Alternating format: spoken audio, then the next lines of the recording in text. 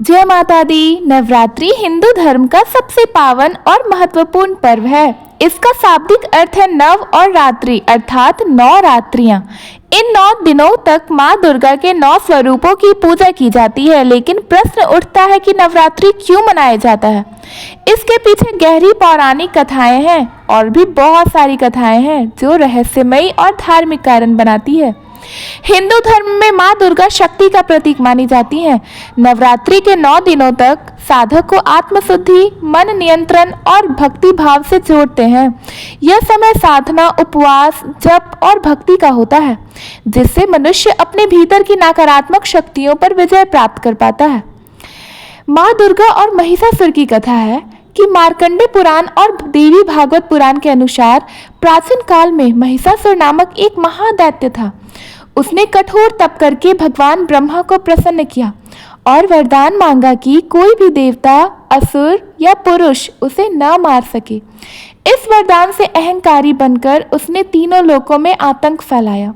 देवताओं को स्वर्ग से निकाल दिया। देवताओं ने मिलकर अपनी अपनी शक्तियों का तेज प्रदान किया और उसी तेज से आदि शक्ति माँ दुर्गा का प्राकट्य हुआ था।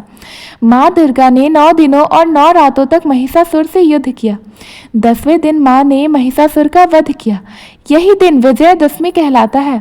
इसलिए नवरात्रि की 9 रातें शक्ति साधना के रूप में और 10वां दिन विजय का प्रतीक माना जाता है।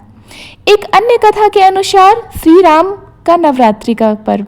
वाल्मीकि रामायण के अनुसार श्री राम जब रावण से युद्ध करने जा रहे थे तो उन्होंने समुद्र तट पर बैठकर माँ दुर्गा की उपासना की थी। श्री राम ने नवरात्रि के दिनों में घोर तपस्या करके 108 कमल पुष्पों से माँ की पूजा की।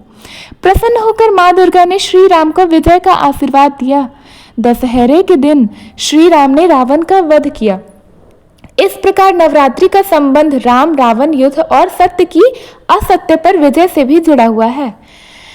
नवरात्रि में 9 स्वरूपों की पूजा की जाती है जो जीवन के अलग अलग पहलुओं का प्रतीक है। पहला शैलपुत्री जो कि दृढ़ता और स्थिरता का प्रतीक है। दूसरा ब्रह्मचारिणी तप, संयम और साधना का प्रतीक है। तीसरा चंद्रघंटा शक्ति, शांति और साहस का प्रतीक है। चौथा कुष्मांडा सृजन और ऊर्जा का प्रतीक है। 5वां स्कंद माता मातृत्व और करुणा का प्रतीक है। 6ठा कात्यायनी माँ शौर्य और बल का प्रतीक है। 7वां कालरात्रि माँ भय का नाश और निडरता का प्रतीक है। 8वां महागौरी पवित्रता और शुद्धि की प्रतीक है। 9वां सिद्धिदात्री यानी कि सिद्धि और मोक्ष का प्रतीक है। इन 9 रूपों की साधना से साधक धीरे धीरे भौतिक बंधनों से ऊपर उठकर आध्यात्मिकता की ओर अग्रसर होता है। नवरात्रि ऋतु परिवर्तन के समय आती है, चैत्र और आश्विन माह में। इस समय उपवास और सात्विक आहार लेने से शरीर में रोग प्रतिरोधक क्षमता बढ़ती है। यह पर्व सामाजिक एकता, सामूहिक भजन कीर्तन और आध्यात्मिक जागरण का माध्यम है। 9 दिन देह, मन और आत्मा की साधना का प्रतीक है। उपवास का अर्थ केवल भोजन का त्याग नहीं होता, बल्कि मन और वाणी को भी शुद्ध करना होता है। प्रत्येक दिन साधक के भीतर की एक नकारात्मक शक्ति का नाश होता है। क्रोध, लोभ, मोह, अहंकार, आलस्य, ईर्ष्या, द्वेष और काम और हिंसा। 10वें दिन अर्थात विजयदशमी पर साधक आत्मिक विजय प्राप्त कर पाता है। नवरात्रि केवल पूजा पाठ का पर्व नहीं है, बल्कि यह आत्म विजय, शक्ति साधना और धर्म की विजय का उत्सव है।